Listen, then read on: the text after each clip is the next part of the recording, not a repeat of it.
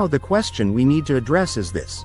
What do we learn about God from the message of impending doom proclaimed by Jonah in verse 4? The verse teaches us that God will judge sin. God created the world and established a moral order to govern it. The inhabitants of the world are therefore subject to the moral order that God instituted. In Jonah's context, it didn't matter that Yahweh wasn't worshipped by the Ninevites. It didn't matter that the Ninevites weren't given a special revelation of God through the Ten Commandments. The fact of the matter is that Yahweh had put in place a moral standard, and that standard was universal. It applied to Israelite and Ninevite alike.